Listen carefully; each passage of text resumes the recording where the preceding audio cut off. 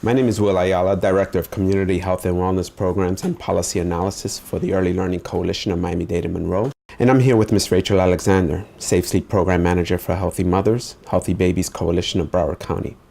We're here for another episode of our 5-minute interview series on early childhood health and wellness. Today's episode is on safe sleep.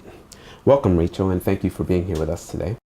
Sudden infant death syndrome, or SIDS, as it is more commonly referred to. What is it and who is at risk? SIDS is actually very rare. SIDS is a diagnosis of exclusion, which means that you have to rule everything else out in order to rule a SIDS death. We really don't know a lot about SIDS. These deaths that are happening in our communities are sleep-related deaths, and they're 100% preventable. The population that's most at risk is infants under the age of 1. What is the difference between SIDS and sleep-related deaths?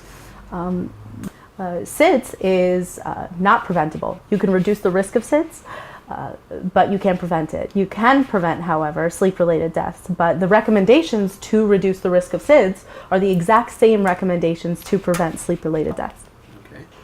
To reduce the risk of sleep-related deaths, it is recommended that a baby sleep on his or her back. Mm-hmm. Why is this important? A couple reasons. First has to deal with anatomy. In our bodies, in our throats, we have 2 tubes. We have the trachea, which is otherwise known as the breathing tube, and the esophagus, which is otherwise known as the feeding tube, which is in the back of our throat. If we're on our backs and we spit up, or an infant spits up, the food goes up the esophagus, esophageal tube, and right back down into the stomach. Whereas conversely, if a child is on his stomach, the food goes into the esophagus, into the mouth, and if that child breathes in, it can go right into the trachea or the breathing tube. The other reason has to deal with the arousal threshold, which is your ability to wake up if there's an issue.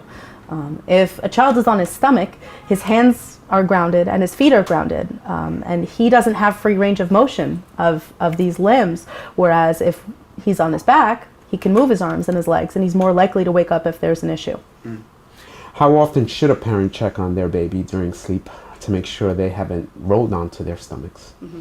If an infant rolls onto his stomach, that's fine. We don't expect any caregiver to stand over the crib flipping the infant if he rolls over. It's completely okay.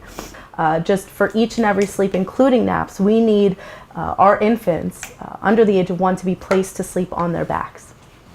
It is also recommended that a baby sleep on a firm surface. Why not a soft surface like a pillow or blanket or quilt? Mm-hmm. For infants, they actually need a firm surface to support their neck and shoulder muscles, their spine. It's very important.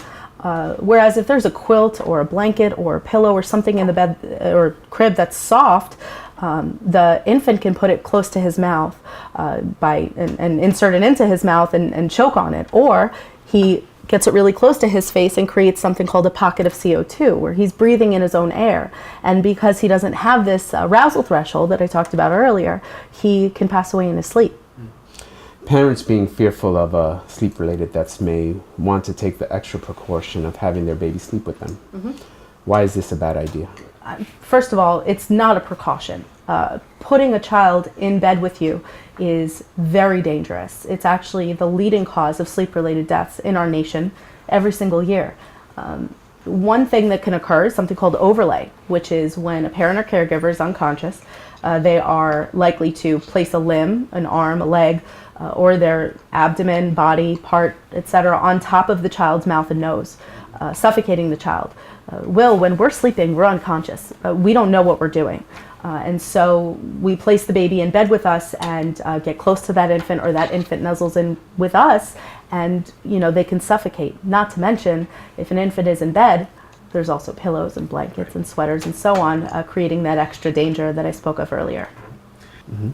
Do pacifiers reduce the risk of sleep-related deaths? Yes, pacifiers are actually recommended by the American Academy of Pediatrics.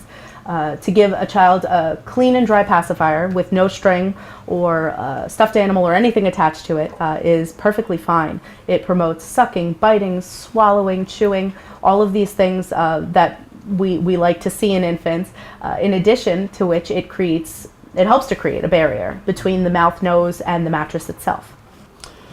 In the United States, approximately 20% of SID deaths occur while the infant is in the care of a child care provider. Mm-hmm. What advice would you give to the childcare provider to reduce the risk of SIDS or sudden sleep-related deaths?